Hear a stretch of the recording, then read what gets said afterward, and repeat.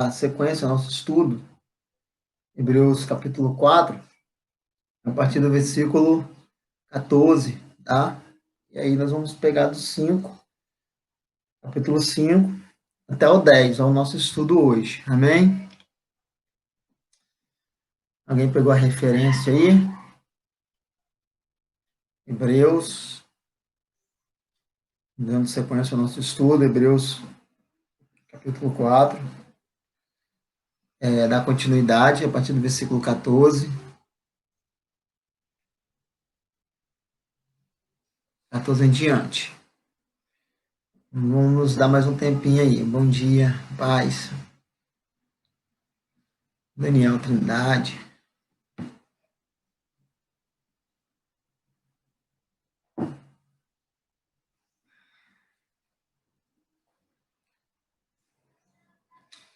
Bom, vamos orar? Vamos orar para dar sequência ao nosso estudo aí, a carta aos Hebreus, tá bom? Vamos ao Senhor em oração. Pai, obrigado, Senhor. Obrigado por esta manhã. Obrigado por tua graça, por tua bondade, por tua misericórdia, ó Deus. Continue, ó Deus, falando nos nossos corações, ó Pai, através da tua palavra. Que o Santo Espírito, Deus, venha abrir os nossos olhos e nosso entendimento para as maravilhas dessa maravilhosa palavra. Venha nos ajudar, ó Pai, a viver uma vida coerente com a mesma. Guarda-nos em teu amor. Ajuda-nos em nossas fraquezas. É o que nós te pedimos, em nome de Jesus. Amém. Amém. Bom,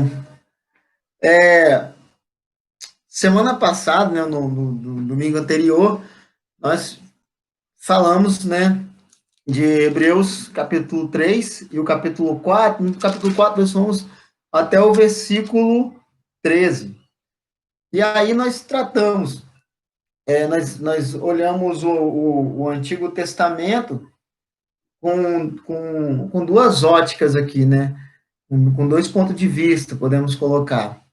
Primeiro foi um exemplo de moralidade, daquilo que o povo de Israel tinha feito e que nós não devemos fazer, e a partir do capítulo 4 nós trabalhamos com uma tipologia, né, de uma esperança futura, né, que não foi, na verdade, Josué não introduziu o povo à verdadeira Canaã celestial, ele introduziu o povo na terra prometida, figura daquilo que Cristo estaria fazendo e está fazendo em nossas vidas hoje, nos conduzindo, né, rumo a Canaã celestial, tá? Então, eu falei da importância da gente ler o Antigo Testamento sempre olhando essas duas perspectivas, né? O exemplo de moralidade, né? E a tipologia que nós vamos encontrar lá também, né? Sempre representando Cristo, né? Que é a realidade hoje em que nós vivemos hoje. Hoje nós vamos entrar no assunto aqui do Cristo, o grande sumo sacerdote. Vamos fazer uma introdução, né? Aqui vamos trabalhar em cima disso aqui, mas no capítulo 7 mesmo, nós vamos trabalhar com a tipologia de Melquisedeque, não vai ser hoje. Hoje nós vamos trabalhar Cristo, o grande sumo sacerdote, tá? Então, hoje nós vamos começar lá Hebreus capítulo 4, versículo 14, e depois nós vamos continuar a leitura do capítulo 5 até o versículo 10, tá? Vamos ler a palavra de Deus. E assim diz a palavra do Senhor. Portanto, tendo um grande sumo sacerdote, Jesus, o Filho de Deus, que entrou no céu, mantemos com firmeza a nossa declaração pública de fé. Porque não temos um sumo sacerdote que não possa se compadecer de nossas fraquezas, mas alguém que a nossa semelhança foi tentado em todas as coisas, porém sem pecado. Portanto, aproximamos-nos com confiança ao trono da graça, para que recebamos misericórdia e encontramos graça a fim de sermos socorridos no tempo oportuno.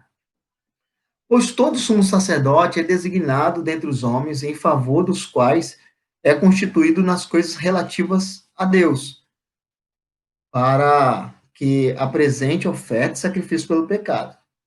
pelos pecados. Capaz de se compadecer devidamente dos que erram por ignorância, porque ele mesmo também está rodeado de fraqueza. Por essa razão, ele deve oferecer sacrifício pelo pecado, tanto pelo povo como também por si mesmo. Ninguém toma essa honra para si, a não ser chamado por Deus, como no caso de Arão, versículo 5. Assim, Cristo também não glorificou a si mesmo para se tornar sumo sacerdote, mas sim aquele que disse: Tu és meu filho, hoje te gerei, e que também diz em outro lugar: Tu és sacerdote para sempre, segundo a ordem de Melquisedeque. Nos dias da sua vida, com grande clamor e lágrimas, Jesus ofereceu orações, súplicas, àquele que podia livrá-lo da morte, e tendo sido ouvido por causa do temor a Deus, embora sendo filho, aprendeu a obediência por meio das coisas que sofreu. Depois de aperfeiçoar, tornou-se fonte de salvação eterna para todos que lhe obedecem, proclamado sumo sacerdote por Deus, segundo a ordem de Melquisedeque. Amém. Hebreus, capítulo 4, versículo 14 e 5 ao 10. É aí que nós estamos aí, tá bom? Esse é o nosso tema de hoje. Cristo, o grande sumo sacerdote, tá? Então, como eu falei no início, essa epístola vai estar sempre, essa carta vai estar sempre trazendo a ideia de que Cristo é superior, entendeu? Superior aos profetas, superior aos anjos, superior a Moisés, superior ao sacerdócio araônico, né, sacerdócio levítico. Cristo é superior. Essa é a centralidade da carta aos Hebreus, tá? Vai tá trazendo Cristo com esse propósito de mostrar a superioridade de Cristo, tá? E outro propósito também é incentivar a nós não desanimarmos da caminhada cristã. Aqui, no caso, os hebreus, eles estavam sendo muito atacados pelo judaísmo, né? Eles estavam sendo praticamente desmotivados de viver uma vida cristã, o cristianismo, e estavam querendo retornar ao judaísmo. Então, a todo momento, o autor de Hebreus vai estar incentivando eles a continuarem na caminhada, falando que Cristo é superior, superior, superior a todo momento, vai estar trazendo, dando essa ênfase aí, tá?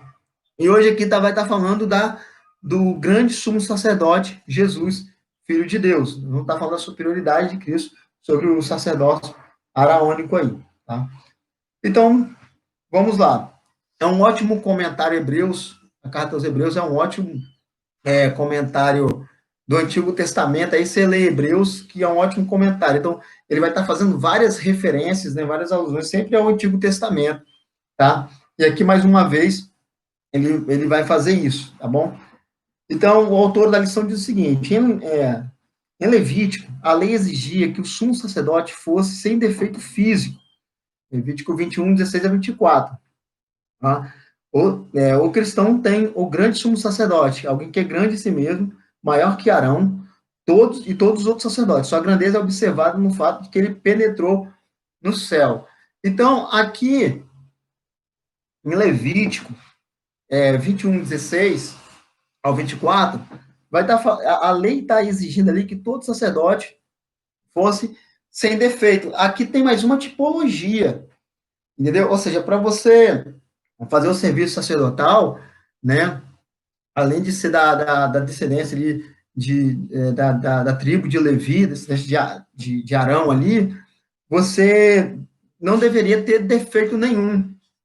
Isso aqui não é preconceito, nada disso, mas era uma tipologia de uma figura de um sacerdote maior que ia vir, sem defeito, sem defeito, não, sem defeito, mas, né, totalmente perfeito, né, completamente perfeito. Ou seja, Jesus, ele não tinha nenhum defeito físico, mas nenhuma deficiência intelectual, moral. Jesus, perfeito. Isso aqui, então, essa figura, essa tipologia de sacerdócio aqui, sem defeito físico do Antigo Testamento, estava apontando para um sacerdote maior que haveria de vir, que é Cristo, de maneira perfeita, sem defeito nenhum, nem físico, nem moral, intelectual, né? Um sacerdócio perfeito, que é Cristo maior e melhor do que o sacerdócio araônico, né? Lá do Antigo Testamento. É fato que o homem precisa da ajuda de Deus para se chegar a Deus. O autor colocou, é fato que o homem precisa da ajuda para chegar a Deus. E eu coloquei, é fato que o homem precisa da ajuda de Deus para se achegar a Deus. O sacerdócio tinha esse ofício, né, de conduzir, né, o povo ali, né, a restauração, né, na comunhão com Deus. Por isso que o significado do nome Levi é união, né, e foi dali que saiu, né, a linha sacerdotal ali, tá bom? Então, esse é o papel melhor, né, mais perfeito, assim feito por Cristo. Entretanto, para chegar até ele, é necessário chegar com fé, oração, esperança de encontrar a provisão divina suficiente, pois é uma atitude de bondade para conosco, ele nos convida. Então, nós vemos isso em todas as escrituras, né, esse convite de Deus que nós começamos a trabalhar na lição passada, e estamos trabalhando nessa também. Desde vinde a mim, todos estás cansado e sobrecarregado, que eu vos aliviarei, até aqui no versículo 16. Portanto, aproximamos com confiança ao trono da graça, ou seja, um chamado para que possamos nos aproximar com confiança desse trono, né? Ligado a Cristo, nós temos esse acesso livre aí para nos achegar a Deus, tá bom? Então, beleza. Então, nós temos um grande sumo sacerdote, que é Jesus, Filho de Deus, aqui no versículo 14, né? Ou seja, ele é grande porque ele não entrou num templo feito por mãos humanas, tá? E por isso que nós podemos entrar com confiança ao trono da graça, porque nós não temos um sumo sacerdote que não possa se compadecer de nossas fraquezas, mas a semelhança de nós, ele foi tentado em todas as coisas, porém sem pecado, tá? Então o autor vai falar o seguinte, ele vai trazer 4 afirmações a respeito desse sacerdócio de Cristo aí, o Filho de Deus, tá? Vitorioso, é o primeiro ponto aqui, versículo 14, que o autor vai trabalhar. A expressão penetrou no céu dá uma ideia de atravessar. Passar por indica que ele atravessou os céus e ainda está lá e intercede por nós. Paulo afirmou, foi ele que morreu por nós e voltou à vida por nossa causa e agora está sentado num lugar maior, né, de maior honra junto a Deus, rogando por nós, ou seja, o Romanos 8:34, intercedendo por nós. Jesus, um sacerdote vitorioso. Ele é grande, né? Como eu falei, ele é maior, porque ele não entrou em templos feitos por mãos humanas, né? Ele foi humano, né? Ainda que não seja tarefa que defendemos as duas naturezas de Jesus, né? O autor vai estar falando aqui, é importante saber que o escritor as introduz para combinar a humanidade e a divindade de Jesus com as qualificações perfeitas para o sumo sacerdote que teria que ser superior a todos os demais. E ele é divino. Outro sinal do grande sumo sacerdote é evidenciado na designação Jesus, Filho de Deus. A frase significa unindo a natureza divina e a humana de Cristo, como sumo sacerdote, sendo Filho de Deus. Jesus é forte e digno de confiança. Ou seja, por isso que nós podemos entrar nesse trono, né, da graça com confiança. Por quê? Porque ele é o sacerdote mais perfeito, né? Ele foi como nós, ele se fez homem, e por isso que ele conhece a tentação, ele sabe o que nós passamos, porque ele passou por essas coisas também, porém, sem pecado nenhum, já que ele foi um sacerdócio maior, mais perfeito e completo, nós somos convidados agora a entrarmos nesse trono da graça com confiança, a fim de recebermos misericórdia e encontrar graça, a fim de sermos socorridos no tempo oportuno, tá? Então, lógico, né, até a humanidade de Jesus foi superior e melhor e mais perfeita, né, do que o sacerdócio, no caso aqui, araônico aqui, ou sacerdócio de Arão, tá? O autor continua. A Bíblia é um livro cheio de convites importantes. Ela nos convida a ter uma vida de oração e santidade, né? Amor, obediência e fidelidade. Ou seja, eu falei sobre isso aqui, né? Ou seja, o autor está falando que a Bíblia nos convida a ter uma vida de oração e santidade, ou seja, de consagração e prática na palavra de Deus, né?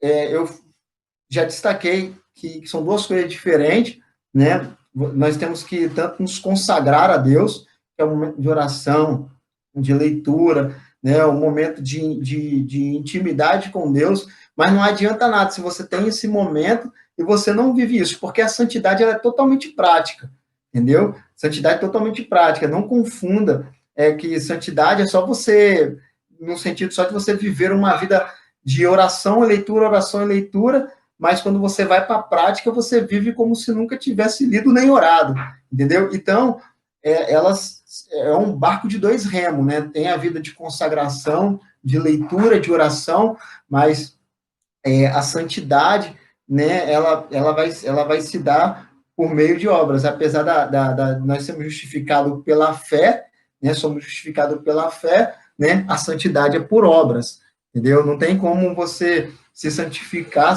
falar que você é santo, se você não vive verdadeiramente conforme a palavra do Senhor ordena. Então, a vida de consagração e de leitura da palavra vai te habilitar a você viver uma vida, né, de santificação, que aí vem os frutos de amor, obediência, fidelidade e compromisso para com a palavra do Senhor, tá? Então, agora que o autor ele vai destacar aqui alguns pontos aqui, né, ou qualificações para, para ser, né, um sacerdote de Cristo. Ó. O escritor mostra que o sacerdote judaico precisava pelo menos de ter três qualificações, tá? O sacerdote precisa de ter pelo menos três qualificações aqui. Então, o autor ele vai começar a trabalhar isso a partir do capítulo 5, versículo 1, versículo 2 e versículo 3, tá? Vamos lá. Pois todo sumo sacerdote é designado dentre os homens em favor dos quais é constituído nas coisas relativas a Deus, para apresentar oferta e sacrifício pelos pecados, capaz de se compadecer devidamente dos que erram por ignorância, porque ele mesmo também está rodeado de fraqueza. Por essa razão, ele deve oferecer sacrifício pelos pecados, tanto pelo do povo, como também por si mesmo. Ninguém toma essa honra para si, a não ser quando é chamado por Deus, como no caso de Arão. Tá? Então vamos lá. Ninguém pode ser sumo sacerdote só porque deseja ser. Ninguém toma essa honra para si, né? Tem que ser chamado por Deus para exercer tal ofício. Chamado por Deus. Outra qualificação, ele tem que ser compassivo. O sumo sacerdote, sendo homem, tendo fraqueza dos homens, né? E consciência de suas próprias necessidades, está sujeita aos seus próprios erros. E como todos os homens devem prestar contas a Deus. Com isso, ter compaixão pelos fracos e ter consciência de seus próprios pecados. Como representante do povo perante Deus, ele tinha de oferecer sacrifício tanto pelos seus pecados, né, como pelos pecados do povo. Jesus, apesar de ser supremo sacerdote, experimentou todo tipo de tentação. Ele sabe exatamente o que sentimos, por isso somos sustentados pela sua compaixão. Mas ele foi superior a todos os demais sumos sacerdotes, pois não precisava oferecer sacrifício por pecado, já que não cometeu nenhum. Então, olha só, nós vemos aqui, né, que Jesus ele é de fato superior. Ou seja, ele não precisou, ele na sua humanidade, ele não precisou oferecer sacrifício pelos seus próprios pecados, visto que ele não tinha pecado nenhum, né? Ele sim também foi chamado pelo Senhor, mas ele pode se compadecer de nossas fraquezas. Por isso que o Senhor pode nos socorrer nas nossas tentações, porque Jesus, na sua humanidade, ele foi tentado como nós, né? E não falhou em nenhuma delas.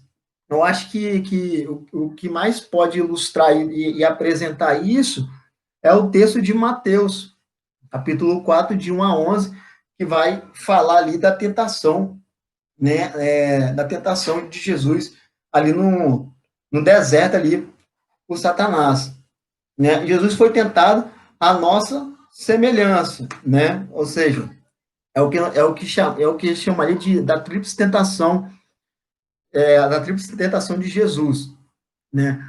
Jesus ele foi tentado, né, a saciar sua carne, né, transformar pedras em pães, né? Ele foi tentado, se tu és filho de Deus, se atira daqui para baixo, né? Ele foi tentado até mesmo ali, podemos colocar, com soberba ou com orgulho espiritual, né? De se atira daqui para baixo, que ele dará ordem aos teus anjos para que te guarde e não tropece em pedra alguma. E ele foi tentado também, né? Tudo isso levou ele ao templo mais alto, Satanás, e falou: tudo isso te darei se prostrar e me adorar, né? Então ele passou, né? Por essas três tentações, né? E nenhuma delas ele caiu, né? O Daniel colocou Iego, né? E nenhuma delas ele caiu, né? E por quê? Porque ele conhece de fato, ele conhecia de fato, né, a tentação por completo. Não porque ele experimentou ela ou porque ele caiu nela, mas ele conhece isso de fora, né? E por ele ser Deus, e graças a Deus, né, por ele ser Deus na sua divindade, ele não caiu. Por isso que ele pode nos auxiliar, né? Aí muitos podem pensar, poxa, mas Anderson, ele é Deus, né? E é por isso, justamente por isso, porque por ele ser Deus, por ele ser 100% homem, 100% Deus, ele não caiu e pode nos auxiliar, e nós podemos nos recorrer a ele, entendeu? Porque ele é totalmente habilitado e capacitado para não nos deixar também ser levado por esse tipo de tentação. Você rejeitar a ajuda de Cristo, porque na sua divindade, né, ele não caiu em nenhuma dessas tentações, é a mesma coisa de você estar morrendo afogado, né, e um salva-vidas, né, todo capacitado para te salvar com boias e você fala, não, eu não quero, não vale porque você sabe nadar e você tem boias. Isso é ilógico, né? Ele pode justamente nos ajudar porque ele é 100% Deus, mas ele foi 100% humano e passou por tudo, né, por todas as tentações e ele não caiu. Entendeu? Por isso que ele pode nos auxiliar também em nossas fraquezas, né?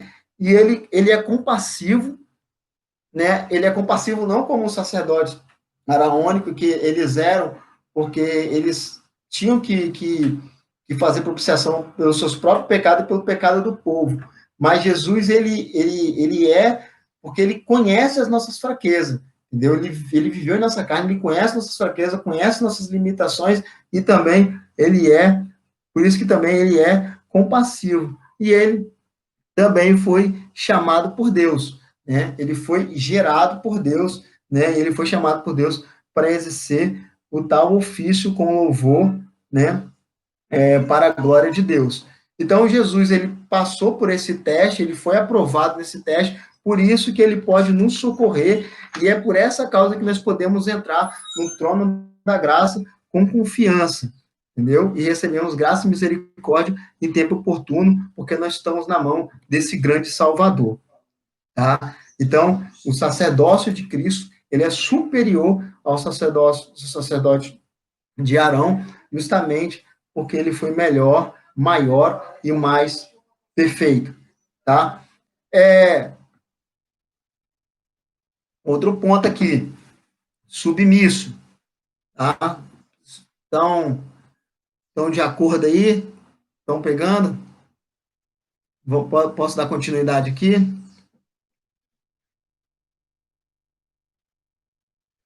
Então vamos lá, hein? De 7 a 8 agora, aqui, ó. Vamos pegar o versículo 5 aqui, ó. Assim Cristo também não glorificou a si mesmo para se tornar sumo sacerdote, mas sim aquele que disse: Tu és meu filho, hoje te gerei, né? E que também diz em outro lugar: Tu és sacerdote para sempre, segundo a ordem de Melquisedeque. No dia da sua vida, com grande clamor e lágrimas, Jesus ofereceu orações e súplicas àquele que podia livrá-lo da morte, tendo sido ouvido por causa do temor a Deus, embora sendo filho, aprendeu a obediência por meio das coisas que sofreu, tá? Ele foi também submisso aqui, ó. O autor de Hebreus volta a sua atenção ao lugar onde Jesus experimentou o momento de maior agonia e crise da sua vida terrena. Ainda que Cristo não tenha buscado, né, o ofício de sumo sacerdote, ele submeteu a nomeação divina, tá? Como diz o versículo 6, tu és sacerdote para sempre, segundo a ordem de Melquisedeque. Então, olha só, o autor volta a sua atenção ao lugar onde Jesus experimentou o maior momento de agonia e crise da sua vida. Ou seja, no momento ali da crucificação. Né? Vamos lá para o Evangelho de Lucas 22. Rapidinho, vamos lá para o Evangelho de Lucas, capítulo 22, versículo 41, 44. Jesus ele foi obediente até a morte, né? E a morte de cruz. E afastou-se deles a uma curta distância, e ajoelhando-se, orava, dizendo: Pai, se queres, afasta de mim esse cálice. Todavia não seja feita a minha vontade, né? Mas a tua. Então ele apareceu o anjo do céu e o encorajava. E cheio de angústia, orava com mais intensamente. E o seu suor tornou-se em gotas de sangue que caíam no chão. Então, o que nós vemos aqui? O Senhor aqui, ele não está com medo do que ele ia sofrer, do que não era tanto das chicotadas, né? E nem dos pregos na sua mão, mas Jesus ali ele estava prestes a provar do cálice sem mistura da justiça de Deus ou da ira de Deus. Isso vai ficar mais claro, irmãos, em Isaías 53, a partir do versículo 10. Vamos rapidinho lá para Isaías para deixar isso aqui mais claro. Por isso que Jesus ele ficou tão agonizado ali, porque no momento ali da crucificação ele estaria levando os nossos pecados sobre ele. Ele estaria ali nos substituindo. Entendeu? Então, aquele momento da crucificação, houve um momento ali que ele clama: Senhor, Senhor, por que me desamparaste? Foi porque o meu e o seu pecado estavam sobre ele naquela cruz do Calvário. E Isaías 53, 10 diz o seguinte: Contudo, foi a vontade do Senhor esmagá-lo e fazê-lo sofrer. Apesar de ter sido dado como oferta pelo pecado, ele verá a sua posteridade, prolongará os seus dias, e a vontade do Senhor prosperará nas suas mãos. Ele verá o fruto do trabalho de sua alma e ficará satisfeito. Com seu conhecimento, o meu servo justo justificará muitos e levará sobre si a maldade deles.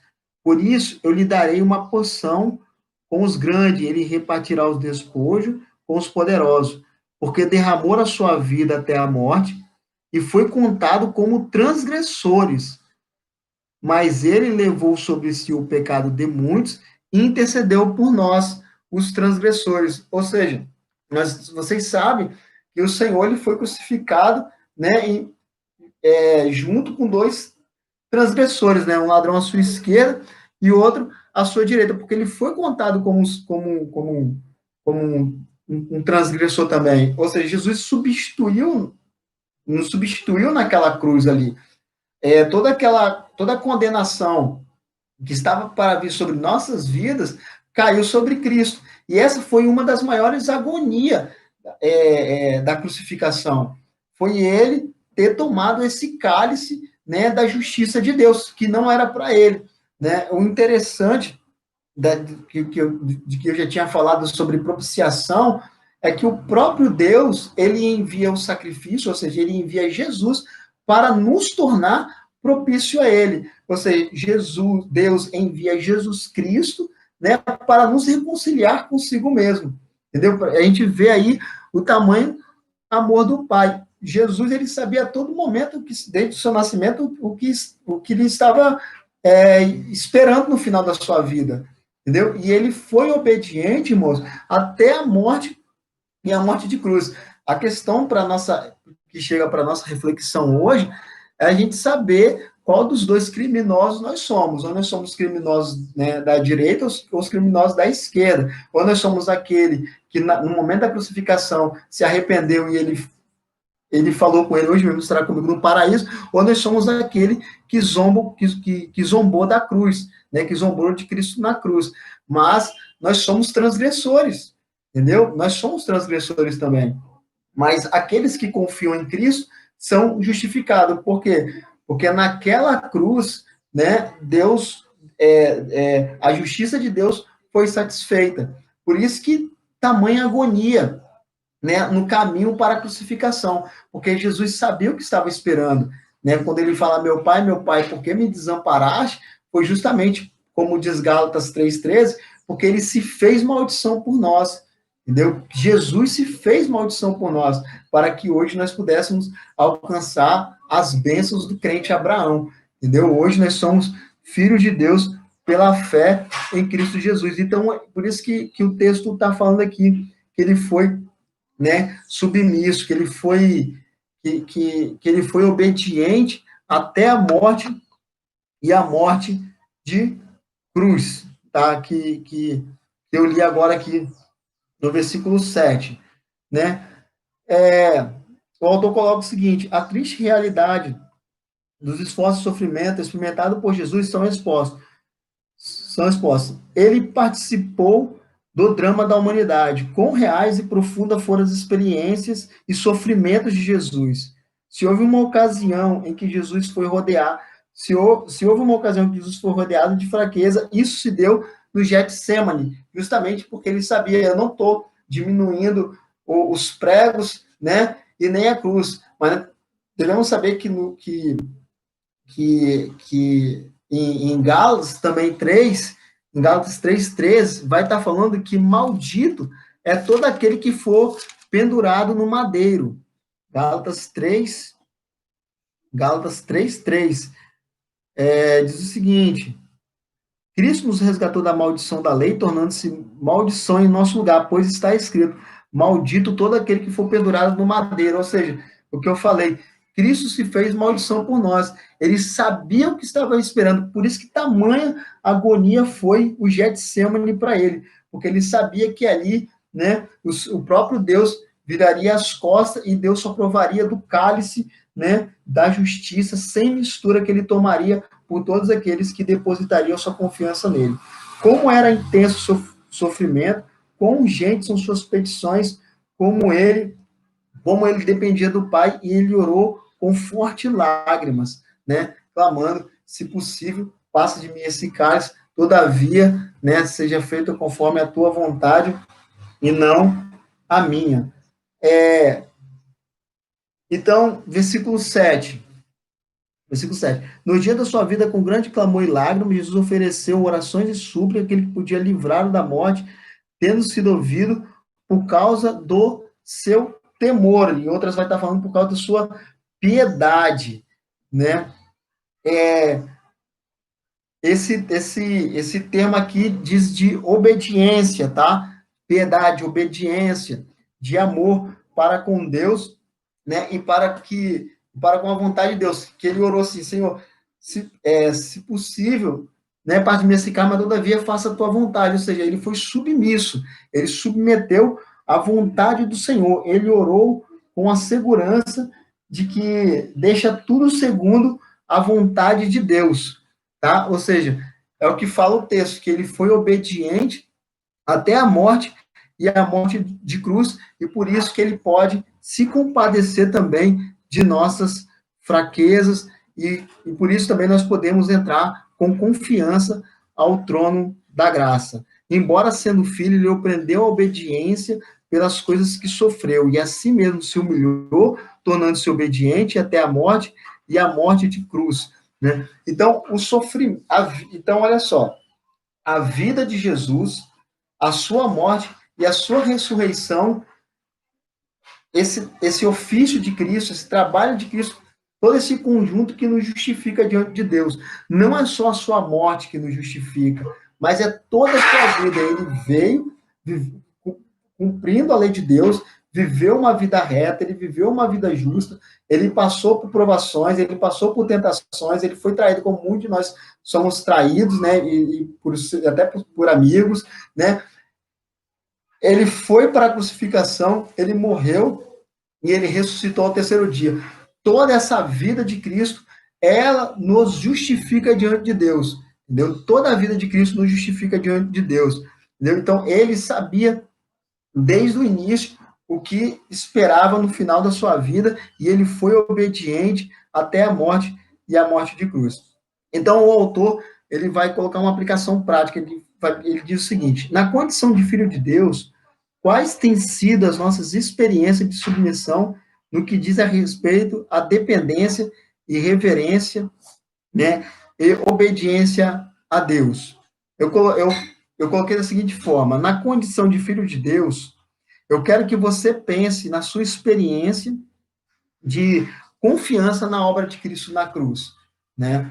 Ou seja, na sua experiência, entendeu? Na sua, no seu, diante dessa iluminação da palavra, do que Cristo fez por você na cruz, na sua confiança de que Ele fez na cruz, qual tem sido a sua experiência prática de obediência, entendeu?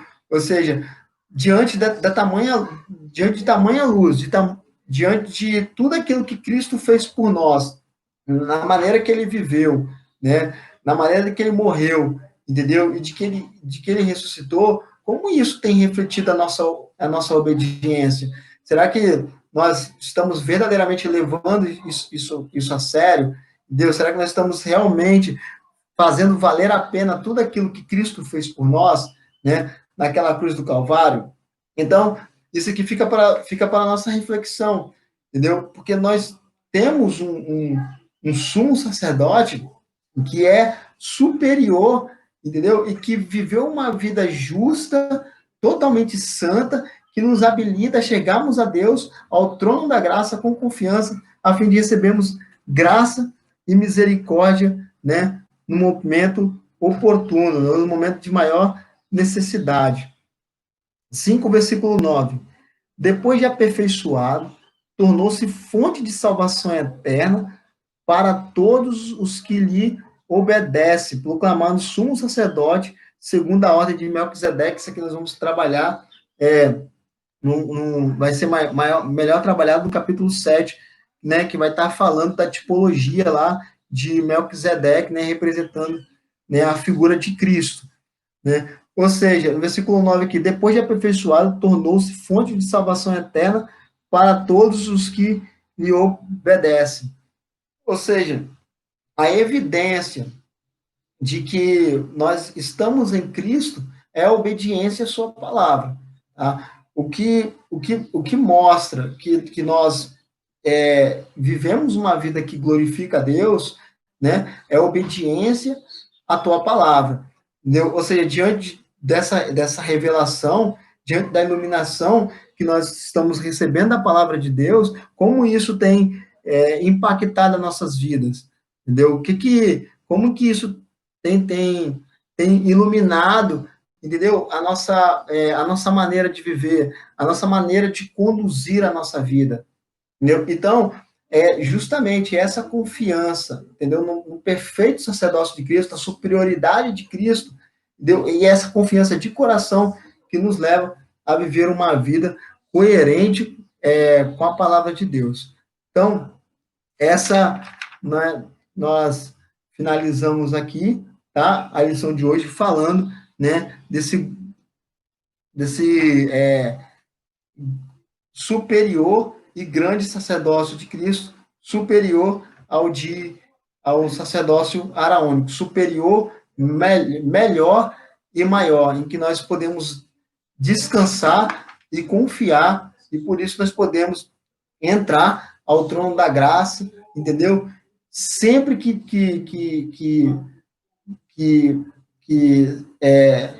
sempre que precisarmos, ele vai estar com portas abertas para nos receber, né, ao trono da graça. Mas nós temos que entrar confiante ao trono da graça, a fim de receber graça e misericórdia em tempo oportuno. Tá? Que Deus possa abençoar a nossa vida, né?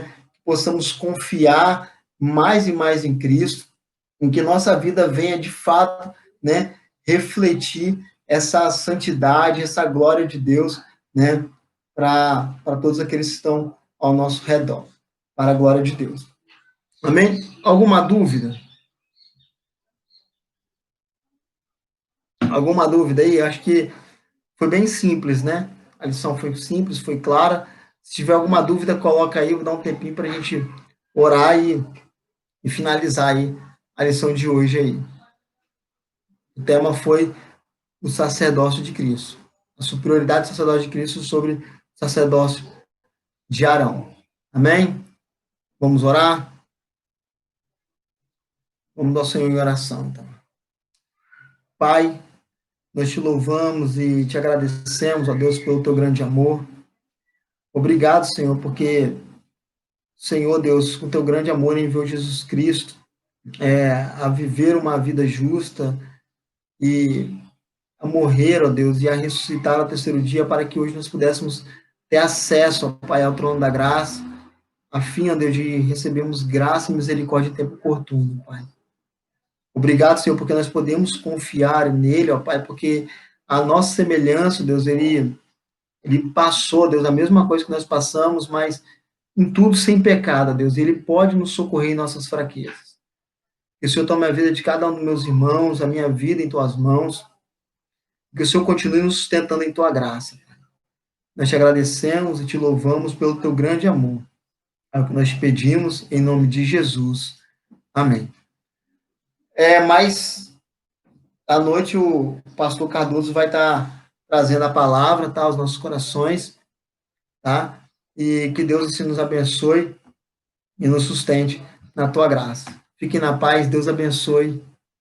Até a próxima aí.